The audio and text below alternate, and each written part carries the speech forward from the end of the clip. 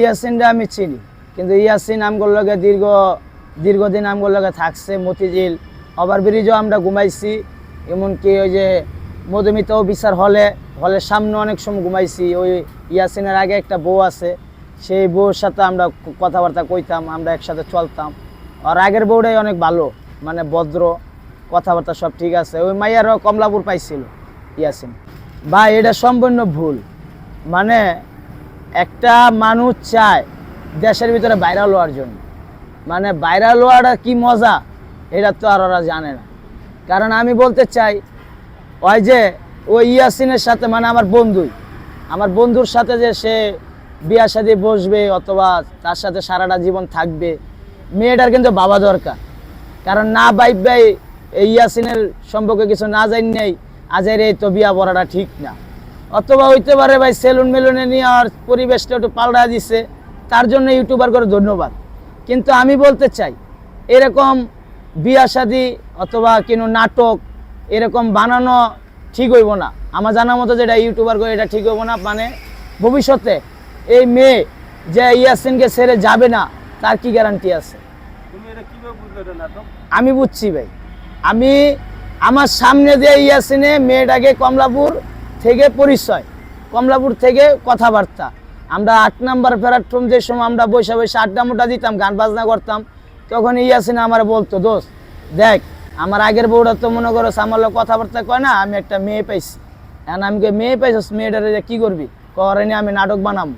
এখন আমি পরে কইলাম এই নাটক মোটক বাদ দে, নাটক বানাইতে গেলে অনেক ভেজাল, এমনকি তুই মামলাও খাইতে পারস।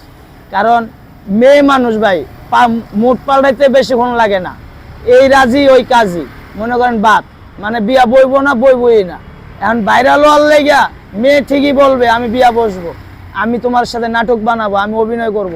কিন্তু অভিনয় জগতে এরকম রাস্তার কাঙ্গালি, আমিও কাঙ্গালি, কিন্তু ভাই মাইন্টেনিয়ান না কেউ, আমিও এক হিসাবে কাঙ্গালি। কিন্তু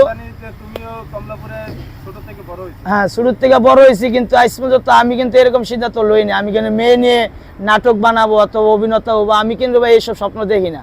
কিন্তু আমার বন্ধু ইয়াসিন কেন মেয়েটাকে নিয়ে স্বপ্ন দেয় নাটক বানাবে, তা একদমই ঠিক না। মেয়েটাকে আনছে ইয়াসিন। মেয়ে আসছিল আগে কমলাপুর থেকে গেছে, থাকার পরে আবার ইয়াসিনে কেমনে কেমনে খোঁজ পাইলো, পাইয়া পরে লিয়ে এলো। আমি কিছুদিন আগে ভিডিওতে দেখলাম ওর পোশাক চেঞ্জ, ওরা পুরা হিরো আলম আছে না, হিরো আলম যেরকম পাটমুট লয়, ওই হিরো আলমের জুতা মোতা পিন্ধা পাটমুট লয় অস্থির। মানে ওর দ্বারা কেন ইউটিউবার এমন কেন টাইম নেই। মানে ওই বলতে চায়, আমি যেটা শর্টকাট কথা বলবো, ওর ধারণা কি?